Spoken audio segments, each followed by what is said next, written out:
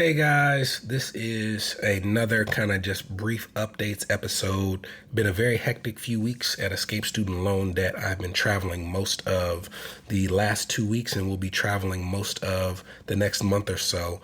But there are some things that I think are just, tangentially important when it comes to federal student loans.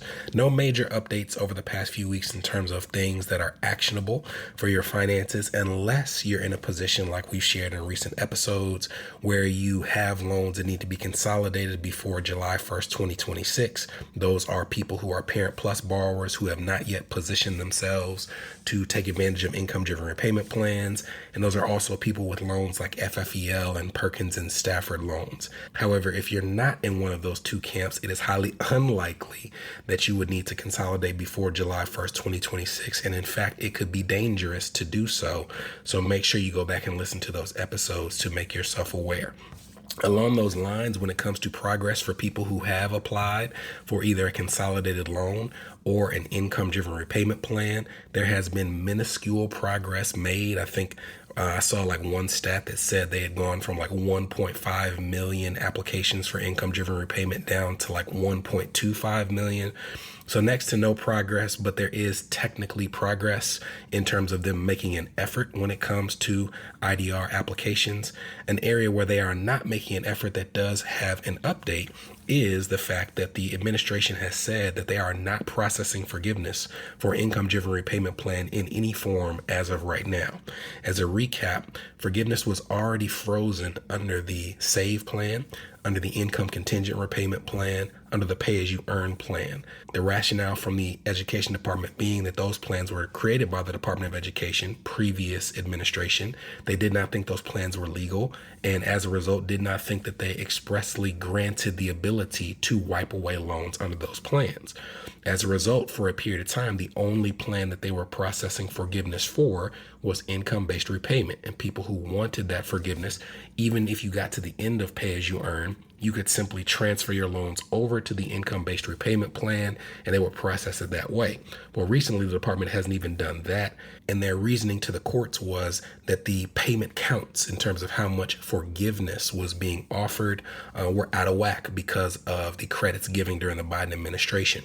Well, they have been sued for that stance. They were taken to court and an amended lawsuit was filed. We'll put the link to that article in the show notes, basically saying that you are illegally withholding forgiveness from people who are eligible for it. And there is no rationale to say that someone who has made, for example, 300 payments under a plan that only requires 250 should have to wait before those loans are forgiven. So we'll see the outcome of this lawsuit. It could go to multiple levels of the court. It could take a long time to be resolved. But in terms of whether there is movement on that stance, there is pushback over something that I also agree is highly likely to be illegal. And hopefully there will be a court that steps in to say, at minimum, you need to start processing forgiveness again through IBR. Another update that doesn't necessarily have a date, but it has a time or a season where we're anticipating this might occur, is wage garnishment. And this only applies for people who have defaulted federal student loans. There is not garnishment for people who are just delinquent, and there is not garnishment for private student loans. But earlier this year in the spring, the Department of Education initially said that they were going to restart wage garnishment. Then they paused it and said that they would restart those efforts later in the summer. Well, if you're waking up every morning, you know that it's getting a little cooler, and that's because the summer is ending and it's about to be fall. And there has been an indication from the Education Department that they have not changed their stance or timeline on when they'll restart wage garnishment, which means that it could be right around the corner. Now, again, you have to be in default status. There's not a small amount of people, but hopefully a small amount of people who listen to this podcast who are in default. But as a reminder, if your wages are being garnished, they can garnish up to 15% of your wages. They can garnish Social Security checks. They can garnish your tax refund. That being said, if the government does reach out to your employer to have your wages garnished and you find yourself in this scenario, They have to give you at least 30 days notice, and your boss cannot fire you because of your wages being garnished. So that worries a lot of people, because if, they reach out to your job, they're basically informing your job, hey, this person's finances are in a tough state. So you worry whether that's going to be used against you, almost like if your boss knew your credit score. They are not allowed to fire you for this reason. So if you come across this situation and you are threatened with termination, be aware that you have a legal right to stay at that job if the only rationale for terminating you is the wage garnishment. We also are seeing, for another update, some equipoise, for lack of a better term, or some waffling back and forth, or different opinions on when student loan payments will restart and when IDR plans will be recertified. There was actually a really interesting article from Adam Minsky, and we'll put a link to that in the show notes, where he, basically put forth the theory that if you're on save forbearance, that there's the possibility that your payments could be paused until 2028.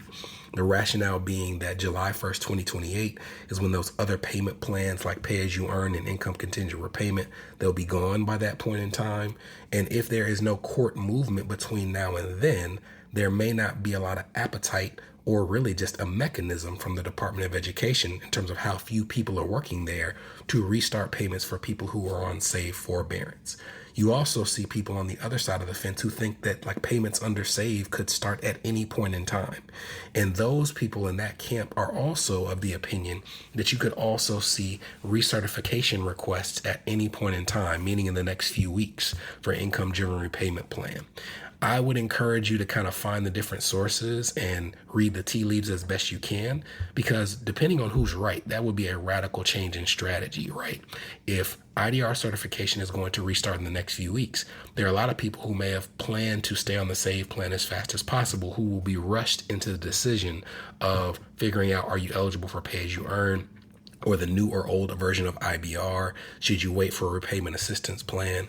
Whereas if you have someone, especially someone who's pursuing forgiveness and has other financial goals, who has the possibility of being on save forbearance until 2028, even if they chose to make partial payments to limit the amount of interest growing on their loans, that would present a real planning opportunity in terms of not letting your student loans destroy the rest of your finances.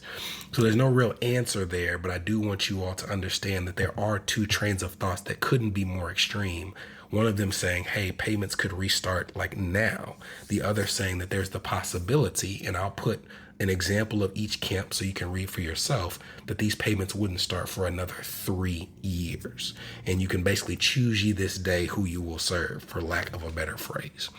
Some other things before I get out of your hair for the week. When it comes to student loan servicers, you need to be aware, if you have Mohela, that there is going to be a process starting now through the end of the year where a lot of people who are pursuing public service loan forgiveness or just have Mohela in general will be transferred to another loan servicer.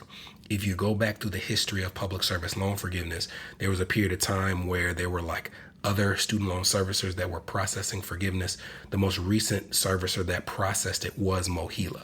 So if you had another loan servicer, you could pursue public service loan forgiveness. You could reach your 120 payments. Before forgiveness was processed, you'd have to transfer your loans from your servicer to Mohela, and then Mohela would be the one to cancel the debt. Well, going back through that same history, you're aware that last year, studentaid.gov took over the processing of public service loan forgiveness so that you could have it processed regardless of your loan servicer, which took away a huge reason that people were with Mohela. Mohela has been dragged through the mud, appropriately so, because of their long wait times, because of their poor customer service. And their argument has partially been that they're overloaded. They have far more loans on their platform and far more responsibilities than the other servicers. And the Department of Education is hopefully stemming the tide by essentially going to a part of their loan book and transferring big portions of those borrowers onto other loan servicers. This is not something where you can necessarily choose unless you wanted to go through and transfer your loans on your own, nor is it something that you like sign up for. It will happen at the Department of Education's discretion, but just be aware that if you have Mohela, there's a possibility that your loans could be transferred in the coming months. If that happens, one of the first things that I would do is when you get to that new loan servicer, make sure they have up-to-date contact information in terms of your address, your phone number, your communications preferences, but also make sure that the information that they have on file in terms of your payment plan, and that nature are correct as well. So like I said, some very disparate, disconnected updates, but that's kind of where we're going to be for a while until we have kind of a singular theme of where loans are headed. We'll be back in a couple weeks, and if we have something that has a direction to it, we'll do a dedicated episode to it. But if not, it will be a similar episode or an episode where we do a live review. And if you're interested in a live review, you can go to escapestudentloandebt.com/review. If you are interested in a one-on-one consultation where we dig really deep into your loans and it's not broadcast on the podcast, you can go to escapestudentloandebt.com/session to book your time. See you soon. From Escape Student Loan Debt, this was the Escape Student Loan Debt Podcast, a show for established professionals whose student loan payments or loan balances are impacting their marriage, their business, their credit, or their dream of achieving homeownership.